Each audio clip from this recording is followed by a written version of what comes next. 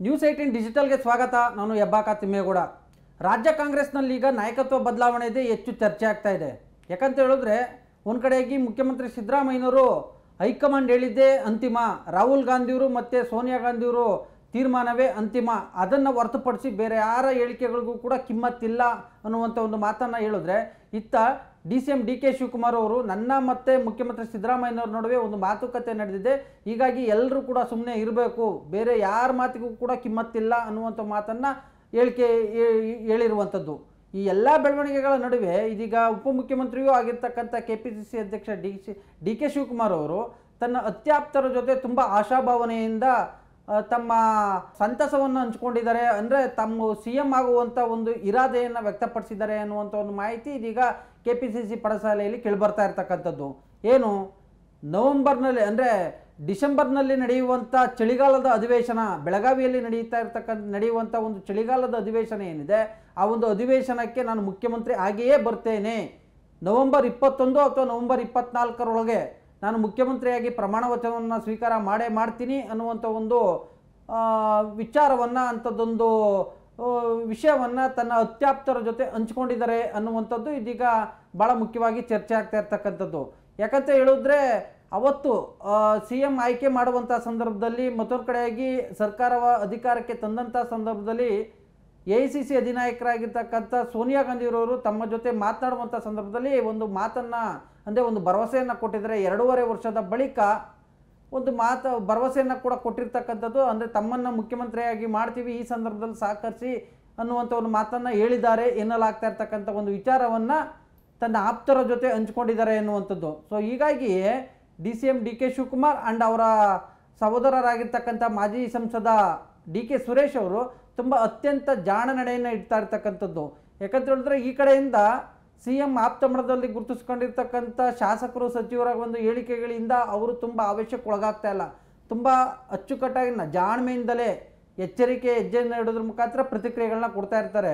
ಅದರಲ್ಲೂ ಕೂಡ ಸಚಿವ ಸಂಪುಟದಿಂದ ಹೊರಗಡೆ ಹೋದಂಥ ಸಂದರ್ಭದಲ್ಲಿ, ಅಂದರೆ ವಜಾಗೊಂಡಂಥ ಬಳಿಕ ಮುಖ್ಯಮಂತ್ರಿ ಸಿದ್ದರಾಮಯ್ಯನವರ ಆಪ್ತ ಶಾಸಕ ಹಾಗೂ ಮಾಜಿ ಸಚಿವರಾದಂಥ KN ರಾಜಣ್ಣನವರು ನೇರವಾಗಿ ವಿಚಾರವನ್ನು ಒಂದು ಮಾತನ್ನು ಹೇಳಿದರು. ಏನು, DK ಶಿವಕುಮಾರ್ ಅವರು ಮುಖ್ಯಮಂತ್ರಿ ಆದರೆ ಕಾಂಗ್ರೆಸ್ ಕಚೇರಿಗಳಿಗೆ ಬೀಗವನ್ನು ಜಡಿಬೇಕಾಗುತ್ತೆ ಅನ್ನುವಂಥ ಒಂದು ಮಾತನ್ನು ಹೇಳೋದ್ರ ಮುಖಾಂತರ DK ಶಿವಕುಮಾರ್ ಬಣದ ಆಕ್ರೋಶಕ್ಕೆ ಕಾರಣರಾಗಿದ್ದರು. ಆದರೆ DK ಶಿವಕುಮಾರ್ ಆಗಲಿ ಅಥವಾ DK ಸುರೇಶ್ ಆಗಲಿ ಆ ಒಂದು ಹೇಳಿಕೆಗಳಿಂದ ತುಂಬ ಆವೇಶಕ್ಕೆ ಒಳಗಾಗಲಿಲ್ಲ. ಆದರೆ ಅವರು ತುಂಬ ಜಾಣ್ಮೆಯಿಂದಲೇ ಉತ್ತರವನ್ನು ಕೊಟ್ಟಿದ್ದರು. ಹೀಗೆ CM ಬಣದಲ್ಲಿ ಗುರುತಿಸ್ಕೊಂಡಿರ್ತಕ್ಕಂಥ ಶಾಸಕರು ಸಚಿವರ ಹೇಳಿಕೆಗಳಿಗೆ, ಮತ್ತೊಂದು ಕಡೆಯಾಗಿ ಇತ್ತ CM ಸಿದ್ದರಾಮಯ್ಯನವರ ಹೇಳಿಕೆಗಳಿಗೆ, ಮತ್ತು ಪವರ್ ಶೇರಿಂಗ್ ವಿಚಾರದಲ್ಲಿ, ಸಚಿವ ಸಂಪುಟ ಪುನರಚನೆ ವಿಚಾರದಲ್ಲಿ ಯಾವುದೇ ರೀತಿಯಾದಂಥ ಗೊಂದಲಗಳಿಗೆ ಆಸ್ಪದ ಕೊಡದಂತೆ ಪ್ರತಿಕ್ರಿಯೆಗಳನ್ನ ಕೊಡ್ತಾ ಇರ್ತಕ್ಕಂಥದ್ದು.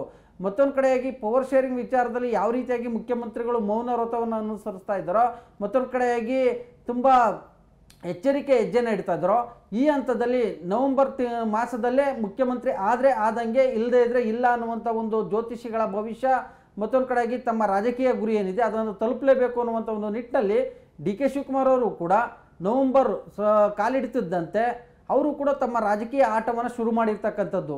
ಸೊ ಹೀಗಾಗಿ ತನ್ನ ಆಪ್ತಬಣದಲ್ಲಿ ಗುರುತಿಸ್ಕೊಂಡಿರ್ತಕ್ಕಂಥವ್ರಿಗೂ ಕೂಡ ತುಂಬ ಗೊಂದಲಕ್ಕೆ ಈಡಾಗುವಂತೆ, ಬೇರೆಯವ್ರಿಗೆ ಆಕ್ರೋಶಕ್ಕೆ ಗುರಿಯಾಗುವಂತೆ, ಹೈಕಮಾಂಡ್ ಕೆಂಗಣ್ಣಿಗೆ ಗುರಿಯಾಗದಂತೆ ಹೇಳಿಕೆಗಳನ್ನ ಕೊಡಬೇಕು.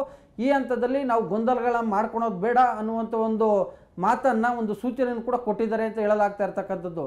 ಸೊ ಹೀಗಾಗಿ DK ಶಿವಕುಮಾರ್ ಅವರು ಅತ್ಯಂತ ಎಚ್ಚರಿಕೆ ಹೆಜ್ಜೆಯನ್ನು, ಜಾಣ ನಡೆಯನ್ನು ಇಡೋದ್ರ ಮುಖಾಂತರ ನವೆಂಬರ್ 21 ಅಥವಾ 24ರೊಳಗಾಗಿ CM ಹುದ್ದೆಗೆ ಏರಬೇಕು ಅನ್ನುವಂಥ ಒಂದು ನಿಟ್ಟಿನಲ್ಲಿಯೇ ನಾನಾ ರೀತಿಯಾದಂಥ ಕಸರತ್ತನ್ನು, ಲಾಬಿಯನ್ನು, ಪ್ರಯತ್ನವನ್ನು ಮಾಡ್ತಾ ಇರ್ತಕ್ಕಂಥದ್ದು. ಇದಕ್ಕೆ ಪೂರಕವಾಗಿ ಅವರೊಂದು ಮಾತನ್ನು ಆಗಾಗ್ಗೆ ಹೇಳ್ತಾ ಇರ್ತಾರೆ, ಅಂದರೆ ಪ್ರಯತ್ನ ವಿಫಲವಾದರೂ ಕೂಡ ಪ್ರಾರ್ಥನೆ ವಿಫಲವಾಗೋದಿಲ್ಲ ಅನ್ನುವಂಥ ಒಂದು ನಿಟ್ಟಿನಲ್ಲಿ.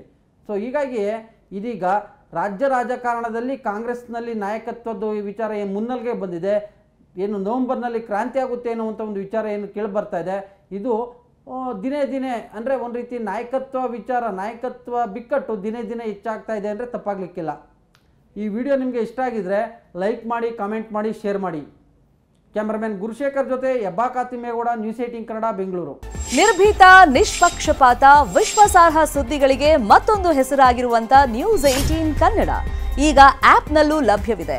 ದಯವಿಟ್ಟು ಇಲ್ಲಿರುವಂತ QR ಕೋಡ್ ಸ್ಕ್ಯಾನ್ ಮಾಡಿಕೊಂಡು ಆಪ್ ಡೌನ್ಲೋಡ್ ಮಾಡೋದಕ್ಕೆ ಮರಿಬೇಡಿ. ನಿಮ್ಮ ಬೆಂಬಲ ಹೀಗೆ ಸದಾ ನಮ್ಮೊಂದಿಗಿರಲಿ. ಧನ್ಯವಾದ.